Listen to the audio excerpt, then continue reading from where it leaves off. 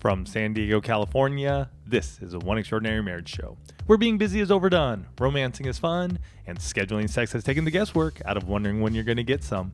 I'm Tony DeLorenzo, your co-host, along with my beautiful wife, Elisa. From coast to coast and around the world, thank you for joining us. It's time to talk sex, love, and commitment. Give us a call on the HUG hotline at 858-876-5663 or send us your email to hugs@oneextraordinarymarriage.com. In today's show, we talk about transitioning from one season to another and how you can make the next season the best ever in your marriage. And I want you to think about this quote from Louis L'Amour. He said, "There will come a time when you think everything is finished. That will be the beginning." Mm-hmm. So true as we talk about transitioning between seasons. And for all of you that are brand new to the One Extraordinary Marriage Show, welcome. We're so excited to have you here.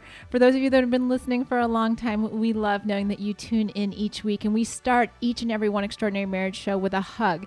And a hug's an opportunity for you to hear from someone else just like you, someone in the one family who's having breakthrough, who's experiencing change and growth in their marriage. And this week's show is sponsored by Kingdom Planners, and you can check them out at kingdomplanners.com. And, you know, if you've ever been on a trip to a Disney destination, you know how big those parks are and just how complicated it can be. Oh my gosh, I think back to our first Disney trip, how complicated it can be to have like a perfect trip because you want to go here and you want to go there and then there's lines and it's just like all of these choices and you know, nuances to the trip that you're just like, oh my gosh, we're at the happiest place on earth. Why aren't we happy? Right? Because you've seen those families. Maybe you've been those families. And I want to share with you because Kingdom Planners takes care of all of that for you. They do all the work for their clients so that you can sit back and enjoy your trip to the magical vacation. Yeah, and that means even to, you know, if you want to go to Disney World, Disneyland, if you want to go do a Disney cruise, if you want to go to the Caribbean, if you want to go to Europe, anything that you would love to do with Disney, Kingdom Planners is a place to go get it set up for you. And one of the most amazing things about Kingdom Planners is that they're free. You're never going to pay more by booking with Kingdom Planners than if you'd booked the same vacation directly with Disney. I mean, that's so amazing. Do it. I mean, why wouldn't you? Because they're actually an authorized Disney vacation planner. They're one of the few companies out there that has that distinction. And because this happened because of their ongoing focus and commitment to being so customer focused, to being able to plan those customized magical trips to the Disney parks and, like Tony said, Disney cruises and other vacations. You know, and as we're talking about, you know, transitions and new seasons, maybe next year is the year that you're going to be thinking of how do we create a really special experience for our family? How do we create those memories that maybe we wouldn't have anywhere else? And how do I do it without stress and without making myself crazy? Well, the answer to that is Kingdom Planners. You're going to want to check them out at kingdomplanners.com and tell them that you heard about it on the One Extraordinary Marriage Show. So this hug came from an email that we'd recently received, and it said, "I found your podcast about a week ago. I started at episode 1. I love listening to you guys. Your show sounds like a script of our marriage. We've been dealing with some issues for the last 8 months, and the show has opened my eyes that our marriage wasn't what I thought it was. I'm working through a loss of connection with her, and your show has helped me in the last week. I've been doing a lot of positive things in my life, and they're slowly helping. I'm hoping to implement some of the strategies from your podcast. Thanks, and keep up the good work." I love it. I love it when you guys come and find us. And, you know, and those of you who've been listening since the beginning, you know, just going through it. And like this husband said, you know, taking what he's hearing and putting it to life. Absolutely. And, you know, as we jump into today's show, Tony had said at the onset that we're going to be talking about transitioning from one season to another. And so we're talking about the in-between time, right? You know, in between Christmas and New Year's, in between jobs, in between houses, in between stages with your kids, in between stages of having more money or less money, more time or less time, whatever it is, we as couples spend a lot of time being in between seasons. Yeah. And it can wear on you. It can feel kind of blah. It's like, I mean, we're just coming off of Christmas and you guys, you know, you have the Christmas tree and you have all the presents under the tree and it looks amazing. That's prior to Christmas, you're saying? That's prior to the kids coming into the living room, the family room, or wherever you have all the presents. And, you know, you've spent weeks, months, all this anticipation, building this up, you know, laying it out so it looks amazing. And then depending on your family, within probably half an hour, there is wrapping paper and bows and open boxes and toys and gifts all over the place. Right? And you're just kind of like it's all over in an instant.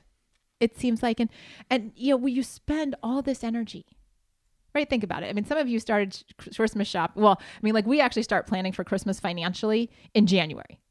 Yep. Right. So for some of you, this is like a 12-month plan. Some of you do it like in the last, 3 days. That would be my dad. My dad was always, and still is, the consummate December 24th Christmas shopper. So there's a wide range, but there's still that anticipation of, like what am I going to get for this person? Or maybe it's the season that you've been in, and we're not even talking about Christmas, but maybe you've been planning for a new house.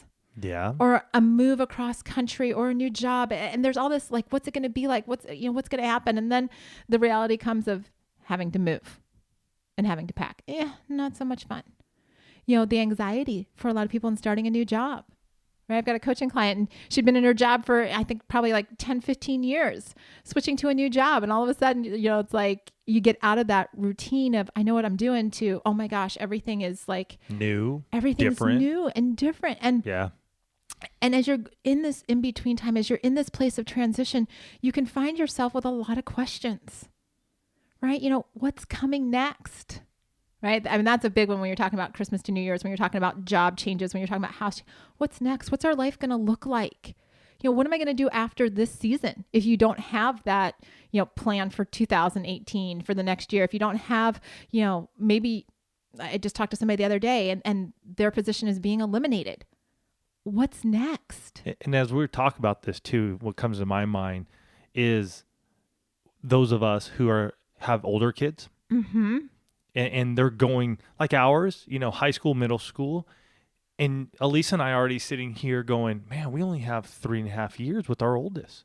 What's next? That season's going to come, and we're already thinking about it. What's next? What am I going to do after this? What are we going to do? What's it going to be like after he leaves? And what do I want to, one of the big questions that we often share with each other, what are we going to do now? How are we going to foster that time with him and our kids now? So when they do leave, which we want to, I mean, that's our goal, is we raise them so that they leave the house. Raise and release. But what do we do now to continue to grow them and armor them or equip them with life skills, so when they do leave, they're gone. So that for some of you, that may be a place where you're at right now. Like you're sliding into home plate, man. Your kid has 6 more months at home and they're graduating. Maybe you've got 6 months left in a job because you're, contract worker. It's really interesting because we talk about seasons, and it's so easy to think about the seasons of the year, right? Or the holiday seasons, right? And some of us are in longer seasons, like Tony was just talking about, seasons with the kids, right? And what comes next, and what do I want to do? What do I want to do now? Because we've got to be intentional about our in-between times. We have to be as intentional about the in-between times as we are about planning for that perfect season that we're in right now. Right? Because, we see it so often in the week between Christmas and New Year's where everybody's just kind of like, and there's a hype for a new year. Sure. But there's that kind of almost being like in limbo. Like we've just come off of one. We haven't quite hit the other. What's coming next? What am I going to do? And the reality is that, if we don't spend time being intentional about the in-between time, about the transitions, then we fall into this place where we're just really reacting to everything. And as you're in this place, it's time to start reflecting on where you've been. And I'm not just talking about Christmas here, folks, right? I'm not talking about how you want to, plan for next year's Christmas. I'm talking about, some of you have been in really roller coaster seasons this year. 2017, you look at it and you're like, wow, kind of excited to see what 2018 is going to bring because I don't want a repeat of 17. Right? Some of you have been like, get me off this roller coaster, please. Right? And the truth is that we've been, 17 has been a year for us. It sure has. Our season of kind of instability, I guess, for the lack of a better word, started in like probably February, March. So we're about 9 months, give or take, where it's just been like, And some of those peaks and valleys have been higher and lower, but we're definitely looking, ahead to next year going, what do we want that to look like? But where's the time gone? Right. And we shared with you guys, those of you that were listening, in the weeks immediately after Tony's dad died, I mean, essentially we lost a whole month. We did. I still remembered, and I think I've mentioned it here, that July with the passing of my father and having to deal with everything there and what we had going on with the businesses and all that. I remember honestly waking up on August 1st, looking at Elisa going, I have no idea just what happened to the last month. Mm-hmm. And that is the truth, folks. I don't. If you were to ask me what happened that month, I mean, I can remember the passing of my father and us being there with him, his funeral. I can remember those. But anything else, especially like within our marriage, mm-hmm. I really can't remember much of what we talked about. Having sex with Elisa, it was a season in that time where I was just like, wow, I was really traumatized mm-hmm. and just trying to survive. And so you have that place where you're kind of like, okay, what just happened to us? Mm-hmm. Right. And for some of you, you get to the end of a season and you can feel the transition coming and you're like, thank goodness that's over. Right. You're like, like clap my hands, wash my hands of it and just be like, that's done. But there are other seasons, though, when you're elated, too, right? Absolutely. When you're super excited. Maybe this year you went out and your goal was to run a half marathon or a full marathon, a 5K. Maybe you wanted to get fit and healthy in another way. Mm-hmm. And there's those seasons, though, where we can celebrate them. Absolutely. And go, yes, we did that. Maybe for some of you, it was honestly being able to talk to your spouse, mm-hmm. to have that emotional intimacy that you so desired when you met them years ago. To be able to open up again and be honest with them again and take off those masks. Maybe this was you had some amazing times where a new child was born, mm-hmm. right? I mean, those are amazing seasons. And now you're in another season, though there's that transition. There's the hype of having the baby, which is great and wonderful. And yet when baby comes, man, is Sleepless nights. Hello. It's a transition. It's a new season. So not every season has to be bad. I just want to make sure you guys understand right. That. But there's always transition happening, whether it's coming out of a good season, coming out of a bad season, right? Correct. And you can go from good seasons to good seasons, right? You can go from having things go well and you're transitioning to something else that's also going to go well, but you still have to deal with that transition, that in-between time. Mm-hmm. And you have to have awareness of it. Can I share one thing? When you say that, it's beautiful because what I remember with you saying that is when I hiked the Pacific Crest Trail, mm-hmm. it was from glory to glory. I believe, there were tough times on that trail. And for those of you who don't know, I hiked the Pacific Crest Trail from Mexico to Canada, took 4.5 months off. And Elise and I were married at the time. We were 3 years married at the time. Mm-hmm. But I remember many a times on that trip, we would get to a mountain peak or a ridge and you would see it. And we still would keep hiking north, but you would have to go down into that valley. You'd have to go into that valley and go back down, and then get down to the bottom of it. And then you'd hike back up to the next one. And you would do this time and time again. And it was, but it was still from glory to glory because there was an anticipation. There was an excitement from one to the next to the next. But you still had to go down. Sometimes you went down farther than others. And sometimes, those valleys, because I've hiked some of those valleys with Tony when he was on the PCT in 2000. Sometimes they're really wide. Mm-hmm. They may not be that deep, but they're really wide. And you're like, at some point in time, will I see a peak again? Will I see a peak? Mm-hmm. Well, and that's what we're talking about because, just like that quote that I started the show, you get to a time when you think everything's finished, right? Like, oh, Christmas is done or, oh, that, we sold our house. And really, that's just the beginning. It's the beginning of the next season. And we have to go into it, guys, with the same energy, with the same excitement. We can't just stay in this blah place like, oh, that season's over. Wah, wah, a little Eeyore action, right? You guys can all hear the Eeyore voice in your head. Oh, it's another season. But to go into it and say, wait a minute. This is one season is ending. That's a chapter, right? My coaching clients know that I refer to the things that happen in your life as chapters, right? You're never closing the book. You're just writing a new chapter. And that's what we're talking about is as actively looking to see, okay, what's this next season going to hold? What am I going to write in this chapter? And I want you to hear that that's a very proactive, active process. So what's this, you're listening to this now.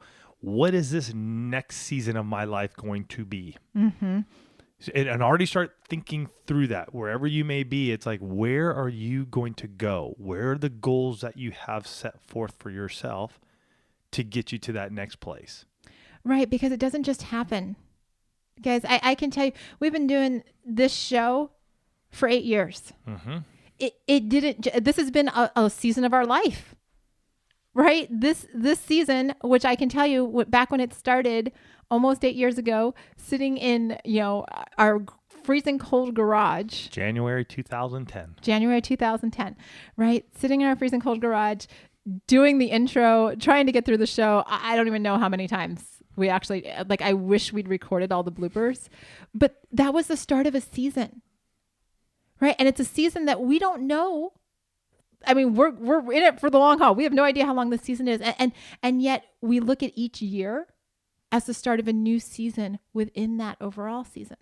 And for those of you who've listened, I mean, there were tough times for sure that we've gone through in our own marriage with the show at times, Mm-hmm. and being able to have that big vision, that big focus to why, what's your marriage? Elisa and I were on an interview the other day, and Elisa shared with the interviewers, like, what's your marriage vision?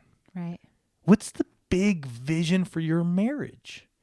And, he was sort of taken aback because he goes, you know what? We do that in business. We do that for these other areas in our lives. Maybe it's our fitness and health. Maybe it's for our finances. And yet, do we do that for our marriage? Mm.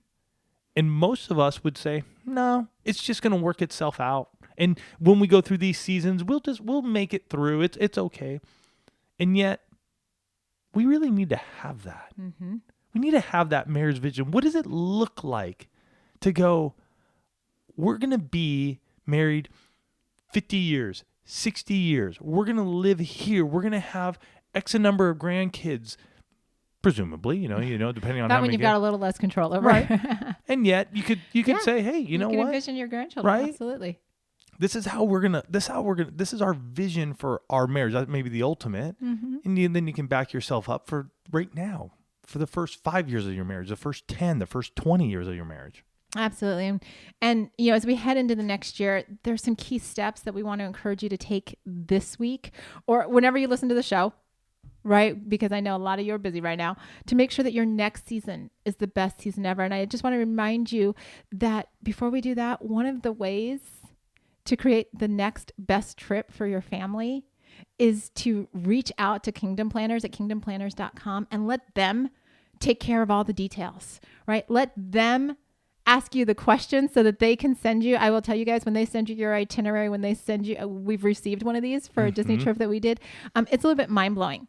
The attention to detail. It's not a little bit, it's a lot mind blowing. The attention to detail that they give, because what they do is actively seek to make your life easier.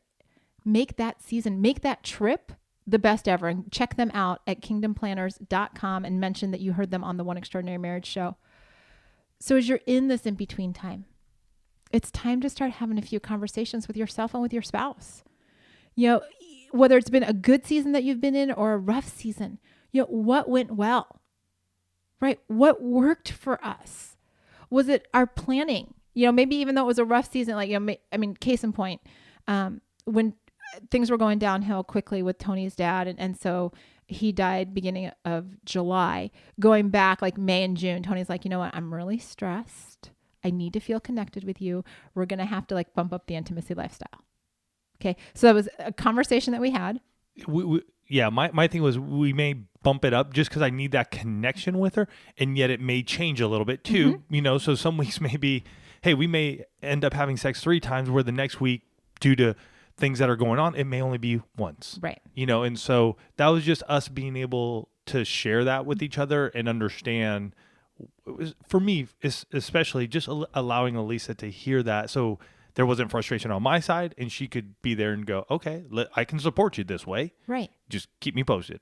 Right. And so that went well. So even though the season was tough, knowing what his expectations and needs were made it made it work better because then I could choose to meet those needs. So is it the conversations, the communication that you've been having? Have you chosen in this season to spend more time together?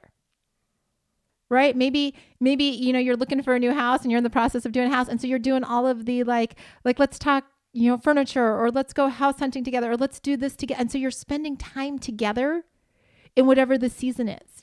Maybe coming out of Christmas, maybe the two of you did all your Christmas shopping together, or not all of it, but those key presents. You're like, let's go do this together.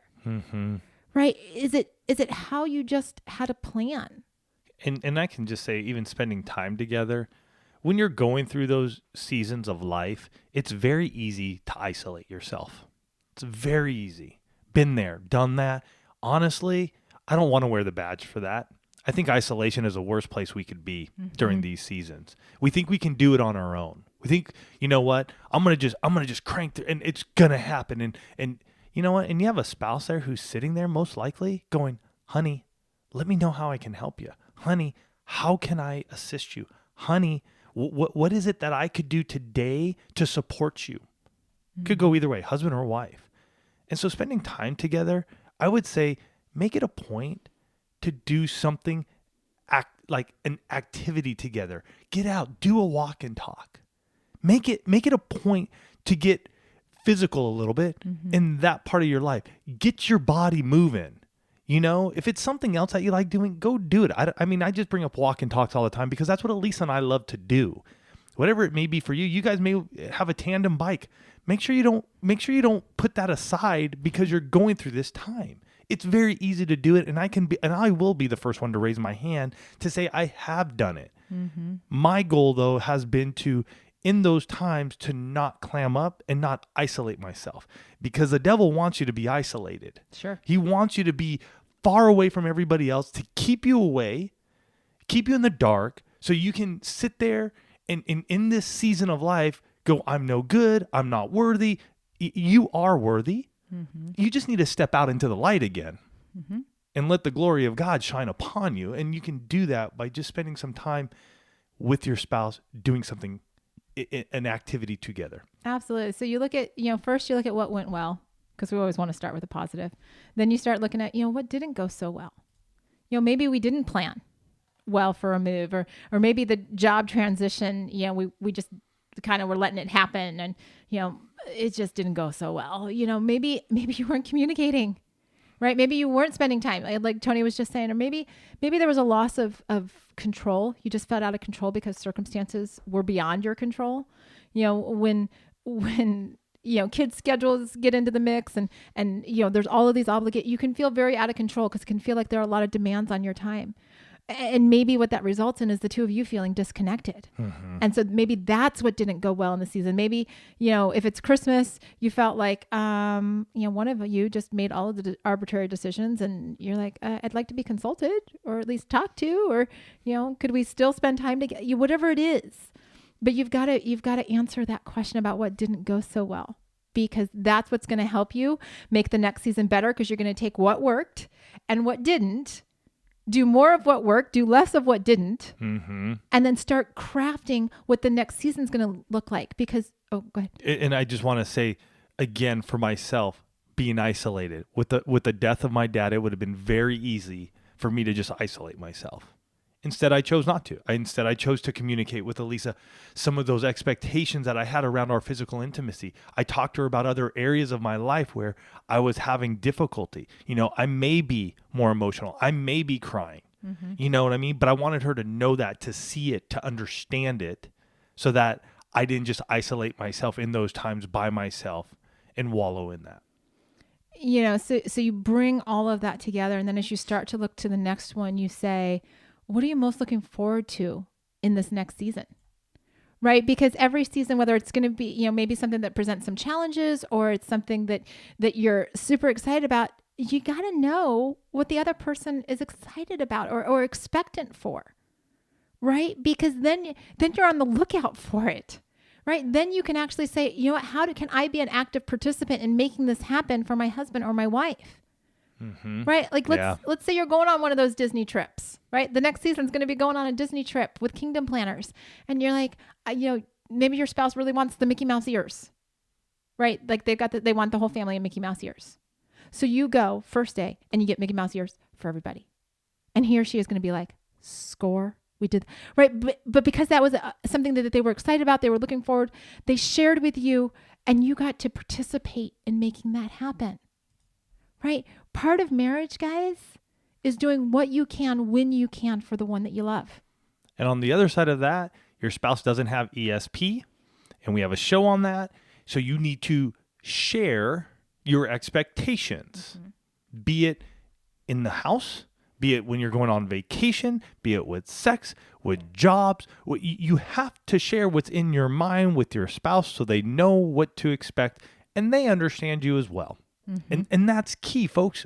And I hope through this, you're understanding the communication, the emotional intimacy is the piece that we constantly have to be working on in the high times, in the low times, and in the high times again. We have to work on those. And the final question, right, as you're starting to look towards this next season is to say, how can I come alongside you better?